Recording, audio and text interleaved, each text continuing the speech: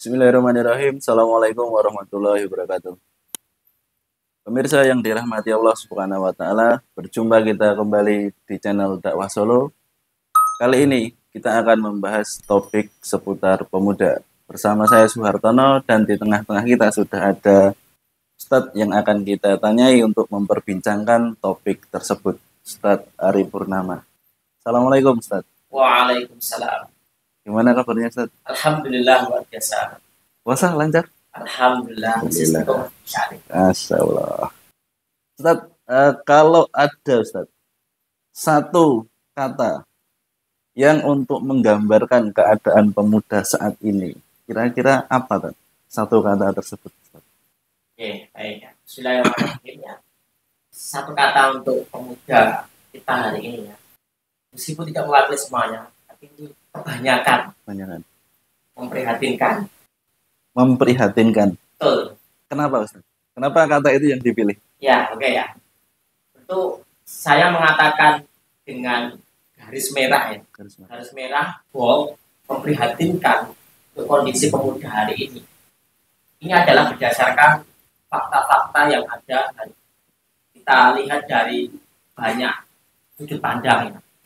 Sudut pandang secara psikologis, pandang tentang norma, sudut pandang keagamaan dan banyak hal yang memang bisa dikatakan kondisi pemuda kita hari ini itu memang sangat-sangat jauh dari apa yang kemudian kita harapkan.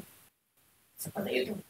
Misalnya, kita melihat hari ini banyak mungkin ya pemirsa channel Dakwah Solo yang dirahmati Allah, kita melihat banyak sekali hari ini pemuda-pemuda kita itu mengalami satu degradasi moral, degradasi pemikiran, kemudian degradasi kejiwaan mereka.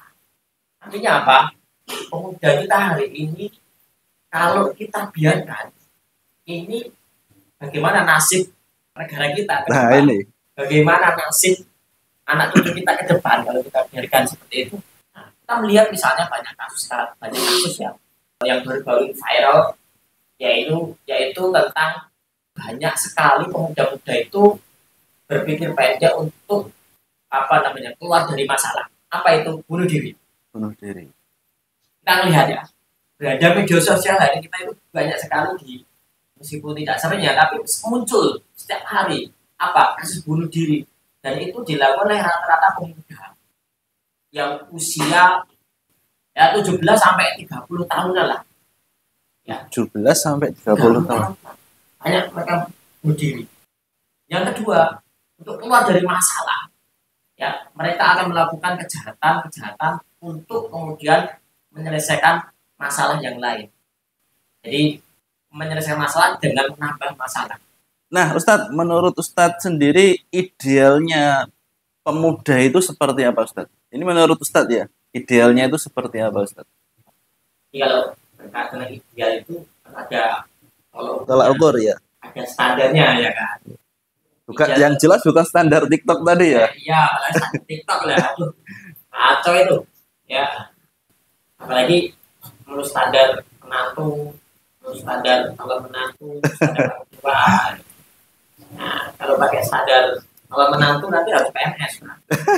Katanya menantu zaman itu PNS.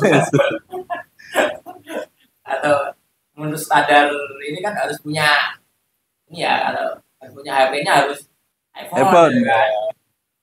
Jadi standar ideal itu kan satu untuk penilaian terkait baik dan buruk. Ya. Baik buruk. Kita sebagai orang muslim ya, pemirsa yang Allah Subhanahu wa taala, menilai baik buruk itu adalah bukan ranah ukuran manusia. Ya. Okay. Baik buruk satu perbuatan ya. Itu adalah kita kembalikan kepada Allah dan Rasul-Nya. Atau sederhananya kita kembalikan kepada syariat. Lantas bagaimana pemuda yang ideal itu? Ya, pemuda yang ideal adalah pemuda yang kemudian dirindukan oleh Allah dan Rasul-Nya. Dirindukan Allah dan Rasul-Nya. Ya, pemuda yang kemudian senantiasa mencari ridhonya Allah Subhanahu wa taala. Itu garis merah itu. Garis merah. dijelaskan Ustaz. Kira-kira apa Ustaz? Apa namanya untuk menjadi seperti itu? Oke, Untuk nah, menjadi tadi pemuda yang dirindukan Allah dan diridhoi oleh Allah dan Rasulnya. Ya. Oke. Nah, ini menarik sekali. Oke. Ustaz, kalau seandainya ada pertanyaan, loh anak saya ini sudah sholat, anak saya ini sudah bisa baca Quran, anak saya ini hafal Al-Quran, Ustaz, apakah belum ideal? Jawabannya adalah, ya bergantung. Itu semuanya adalah bagian dari menuju ideal yang sempurna. Ideal yang sempurna. Ideal yang sempurna. Maksudnya bagaimana? Yaitu sholat, baca Quran itu adalah komponen-komponen penyusun. Ya, kalau kita rating, kalau kita skor itu adalah mungkin masih di tahap level dasar. Dasar ya. Dasar. Karena kewajiban kamu sholat. Sholat bagaimana? Ya. Jadi pemuda itu adalah pemuda yang senantiasa melaksanakan atau gini, ya. Adalah pemuda yang senantiasa bertakwa pada Allah dan Rasul. Ini penting. Ya. Bertakwa dulu berarti. Bertakwa. Apa yang bertakwa adalah bagaimana dijelaskan oleh para ulama adalah ya menjalankan apa yang mudah diperintahkan Allah dan menjauhi apa yang mudah dilarang. Ini dulu konsepnya. Ini terlalu umum ya. Yeah. Ya. Jadi seorang pemuda yang kemudian dia sudah sholat, ya, tapi kemudian di sisi dia masih kok gemar berpacaran, ya, itu belum dikatakan sebagai sebuah pemuda yang ideal. Belum ya? Belum. Karena sholat itu baru salah satu komponen saja, komponen pemuda ideal, komponen pemuda bertakwa. Nah, kalau dia masih sholat, kemudian melakukan pacaran dan masih bermaksiat, ini kan belum bertakwa. Berarti menjalankan perintah, menjalankan larangan. Ya, perintahnya dilakukan, larangannya juga dilakukan. Nah, ini gimana?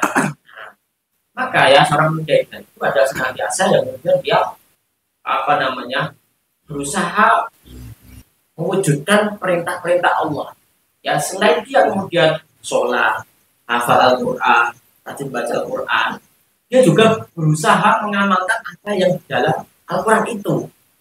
Betapa banyak hari ini ya pemirsa dari Allah Subhanahu Wa Taala itu hafal Al-Quran, tapi hanya kemudian hafal itu sampai ke tenggorokan, belum kepada hatinya. Belum kepada hati. Ya kan? Kalau kata ulama itu ya, di hafal Quran hari itu ada dua macam. Ada hifdzul lafzi dan hifdzul ma'ani. Hifdzul lafzi itu bisa dilakukan oleh siapapun, bahkan orang awam ataupun bahkan orang di luar Islam. Apa itu? Menghafal tulisannya saja. Menghafal. Termasuk musuh-musuh Islam juga bisa ya? Banyak orientalis itu hafal Al-Quran. Tetapi yang hifdzul ma'ani, menghafal makna-maknanya, menjaga makna-maknanya, mengamalkan makna dari kandungan dari Al-Quran itu tidak banyak. Maka bagi saya dari Allah Subhanahu Wa Taala, pemuda ini harus sampai pada tahap hifdzul ma'ani. Kemudian tahap selanjutnya apa? Ketika dia sudah pemuda itu sudah menjalankan perintah Allah dalam dirinya sendiri, dia tidak kemudian kesalehan itu tidak berhenti pada diri sendiri, tapi juga harus dia tularkan, menyebarkan berarti ya. Betul. Dengan apa? Mengajak temannya. Sebab kalau soleh individu yang lainnya dibiarkan tetap maksiat, dia belum dikatakan kemudian yang ideal. Kalau kita rating mungkin rating berapa? Berapa mas? Tahu ya. 1 sampai 10 ya. Masih 7 ya mungkin ya. Masih 7. Karena sudah selesai dirinya sendiri oke lah ya. Tapi juga harus ngajak teman. Nah itu juga perintah Allah. Berarti kalau sendiri itu bisa kita katakan egois gitu ya. Dia untuk dirinya sendiri. Masuk surga kok. Sendiri. Dirinya sendiri gitu kan. Orang lain dibiarkan. Maka seorang pemuda ideal adalah dia kemudian soleh untuk dirinya sendiri, juga soleh untuk masyarakatnya, untuk keluarganya, masyarakatnya. Dengan apa? Dia berdakwah, ngajak temannya untuk sama-sama berjalan menuju kebaikan. Seperti itu, Ustaz. Iya. Demikian perbincangan kita kali ini. Mudah-mudahan ada manfaatnya. Kita berjumpa lagi di kesempatan berikutnya di channel Dakwah Solo. Assalamualaikum warahmatullahi wabarakatuh.